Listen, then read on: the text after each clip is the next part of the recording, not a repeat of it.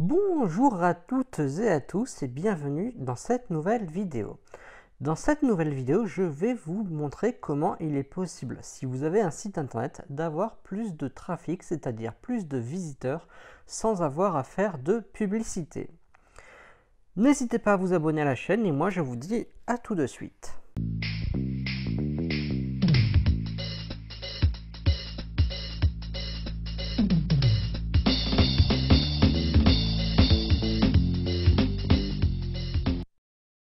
Bien, commençons. Vous avez donc un site internet, que ce soit une boutique en ligne, un site portail, un site tout simplement où vous présentez vos services, mais vous n'avez pas de visiteurs, vous avez donc 0 visiteur. Et vous voulez savoir tout simplement comment il est possible d'avoir plus de trafic. Eh bien, vous avez le choix. Soit vous faites de la publicité, donc ça coûte de l'argent. Donc il y a plusieurs services comme cela, comme par exemple Google, voilà, Facebook Ads, etc. Donc ça, ce sont des publicités en ligne, donc, mais qui coûtent de l'argent. Donc pour chaque clic que vous allez recevoir sur vos publicités, vous allez débourser tant. C'est donc un moyen très intéressant pour avoir ses premiers visiteurs si vous avez une boutique en ligne, puisque si vous faites de la publicité, vous pourrez rentabiliser tout simplement cette publicité par vos ventes.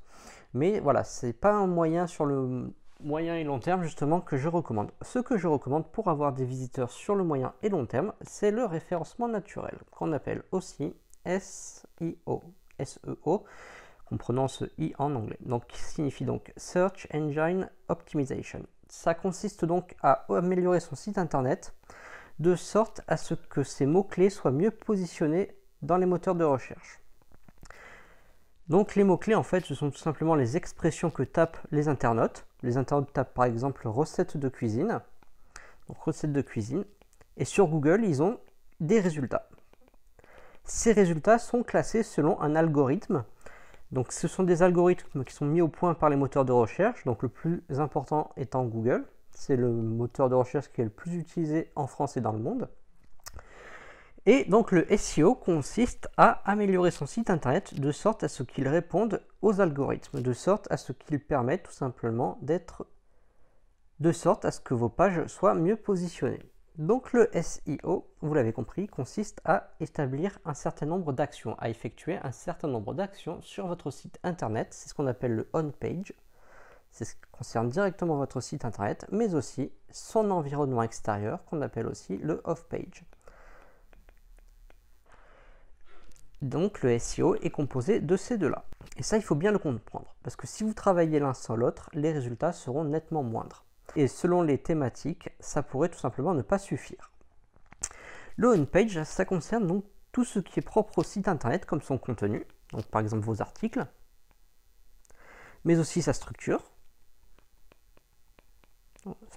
ses menus, etc., l'organisation en fait de votre site et son optimisation. Ça, ce sont les points principaux du on-page. Donc dans la structure, il y a aussi donc les menus, le maillage, c'est-à-dire les liens que vous faites entre vos différentes pages, etc. Donc vous l'avez compris, c'est tout ce qui touche directement à votre site internet. Le off-page, c'est donc l'environnement extérieur de votre site. Et donc le premier élément, ce sont les backlinks. Ce sont donc les liens en fait qui pointent vers votre site internet. Donc ce sont des sites différents du vôtre qui donc font un lien vers votre site. Et donc l'objectif, ça va être d'avoir des backlinks qui correspondent à la thématique de votre site. Si vous avez un site de cuisine, il vous faudra avoir des backlinks qui sont issus de sites qui parlent de cuisine. Parce que là, il y aura un lien sémantique, un lien logique. Pour les moteurs de recherche comme Google, c'est logique qu'un site qui parle de cuisine fasse un lien vers un autre site qui parle de cuisine. Il est cependant possible de thématiser et de contextualiser un backlink, c'est-à-dire vous avez un lien depuis un site généraliste. Vous devrez faire en sorte que votre lien, que votre backlink, soit dans une page qui parle de cuisine et que cette page de cuisine fasse un lien vers votre site. Il y aura donc un glissement sémantique, une contextualisation très intéressante. Il vaut mieux avoir un lien contextualisé, donc un backlink contextualisé, que 10 liens non contextualisés. Mais aussi, une autre chose à prendre en compte en ce qui concerne les backlinks, c'est l'attribut nofollow, puisque certains sites en fait mettent leur lien externe en nofollow. Ces liens n'apportent pas de jus SEO directement. Néanmoins, ils peuvent vous apporter du trafic. Par exemple, les liens externes sur Wikipédia sont en nofollow, mais apportent quand même beaucoup de trafic, puisque Wikipédia, c'est une source qui est reconnue comme étant d'autorité par les moteurs de recherche. Ça va vous apporter du trafic et de l'autorité.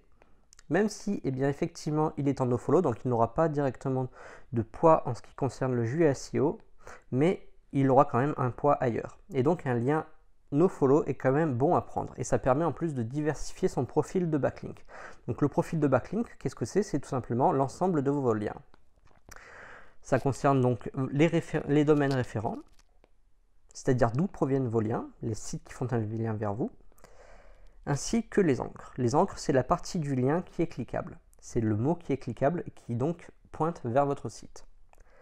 Les encres ne doivent pas être suroptimisées, vous devez donc avoir des encres en quantité diverses et variées. L'encre la plus commune, c'est tout simplement l'adresse de votre site ou le nom de votre site. Voilà, le nom de votre site. Et ça peut aussi être évidemment des mots-clés, c'est-à-dire des mots-clés sur lesquels vous voulez être le mieux positionné.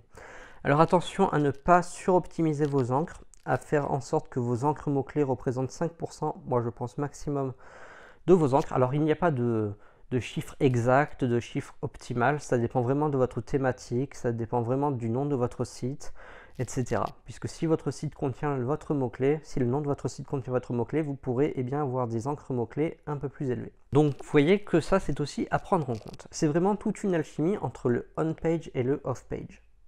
Le on-page ne doit pas être négligé, pas plus que le off-page. Et beaucoup, effectivement, négligent l'un aux dépens de l'autre, et ça, c'est vraiment dommage. Donc, si vous voulez bien en savoir plus, sachez que je propose un cours complet. Je vous invite à cliquer sur le lien qui est en description dans la vidéo. Je vous propose donc ce cours complet qui est une méthode en fait de A à Z pour positionner votre site internet dans les moteurs de recherche comme Google. Vous apprendrez donc le on-page SEO, à créer vos propres backlinks, à trouver les spots, c'est-à-dire les endroits où créer vos backlinks, à optimiser la structure de votre site internet, les articles, etc. Bref, le off-page SEO, à comment déterminer les meilleurs mots-clés, etc. Et je vous propose également un mois de coaching avec. Donc voilà pour cette petite vidéo, j'espère qu'elle vous aura appris comment gagner des visiteurs, comment avoir des visiteurs, du trafic sur son site internet sans faire de publicité. Donc là, c'était vraiment un aperçu, c'était vraiment dégrossi. Le SEO est effectivement plus complexe que cela. C'est pour ça que je vous invite à aller voir mon cours complet. Si vous avez aimé cette vidéo, n'hésitez pas à mettre un petit pouce vers le haut, à vous abonner à la chaîne. Et moi, je vous dis à très bientôt pour de nouvelles vidéos. Salut à tous!